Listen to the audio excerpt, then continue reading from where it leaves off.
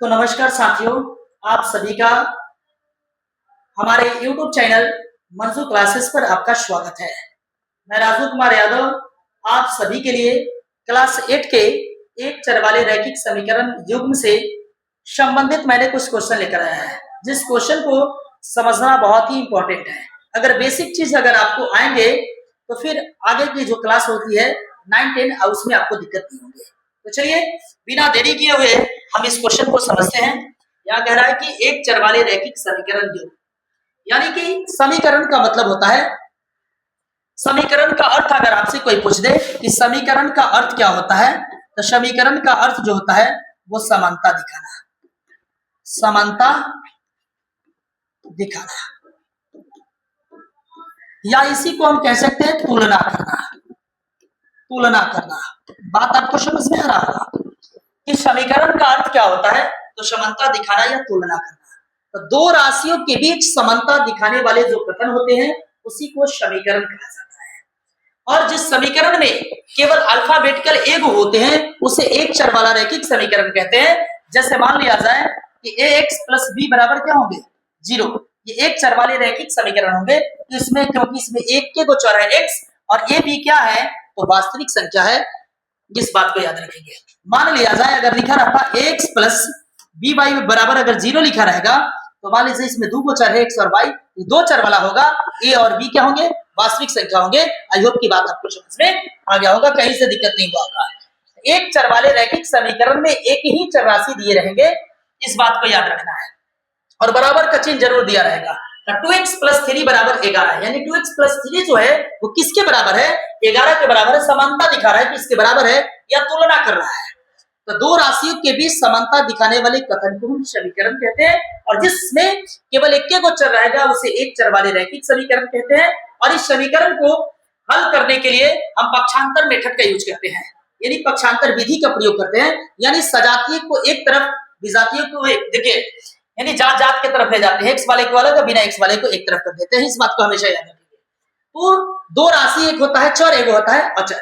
यानी जिस राशि का मान हमेशा बदल जाए उसे चर कहते हैं, और जिस राशि का मान कभी बदलता नहीं उसे हम अचर राशि कहते हैं।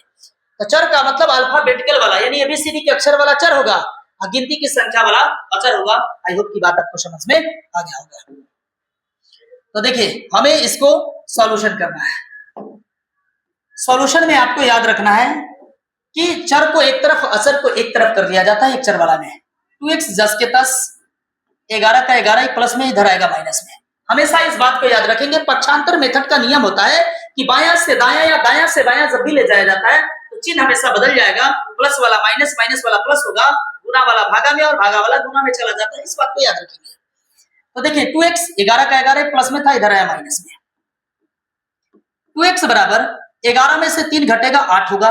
बात आपको समझ में आ गया होगा। किसी भी चर के साथ अचर राशि रहेगा तो विपरीत दिशा में ले जाने पर वो बटा में चला जाता है, अर्थात भागा में चला जाता है। ये गुना में रहने पर 8 बटा में 2 आएगा, इसको काट देंगे, 2 चौका 8 होगा, यानी कि x बराबर कितने होंगे 4 होंगे। ये रहा आंसर। आप इसको जांच कर भी देख सकते हैं कि बनाया गया सही है कि गलत है। तो जांचना अगर होगा, अगर कहेगा कोई जांच कर हमें दिखाए, तो जांचने के लिए जो क्वेश्चन होता है उसे हम लिख लेते हैं। 2x प्लस 3 बराबर कितना 11 है। तो 2 गुणे x का मान कितना आया था 4, इसलिए यहाँ 4 रखेंगे, प्लस 3 10 के 10, 11 का 11, यानी कि 2 चौका 8 प्लस 3 बराबर 11, यानी कि 8 3 11 बराबर 11। दोनों अगर मान रखने पर जो मान आया उस मान को इस समीकरण में रखने पर दोनों का मान अगर बराबर आ जाए तो समझ लीजिए वो बनाया गया सही है, नहीं तो गलत है। आई होप की बात आपको समझ में आ गया होगा। कहीं से अभी तक आपको दिक्कत नहीं हुआ होगा, ना होगा भी। अब हमें ये हल करना है। इसको हल करने के लिए देख लीजिए सॉल्यूशन करेंगे।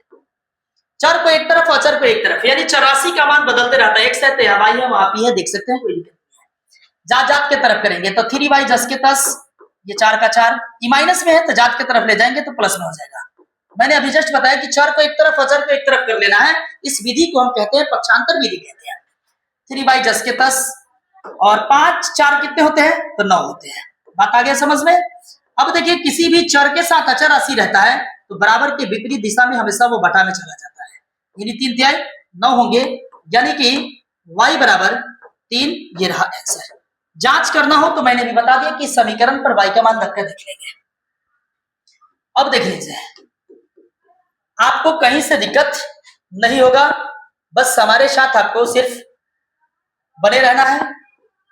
9p माइनस 3 बराबर 7 प्लस 4p, या डायरेक्ट लिख लें। देखिए ना, चर को एक तरफ अचर को एक तरफ, यानी p वाला को एक तरफ, बिना p वाला को एक तरफ। 9p प्लस में इधर आएगा, माइनस में 4p हो जाएगा।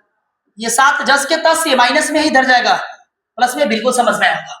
चर पे एक तरफ अचर को एक तरफ कर लिया जाता है, ऐसे जब पक्षांतर विधि का यूज करते हैं। तो 9p प्लस में तो माइनस में, 7 का 7, माइनस में उधर प्लस में।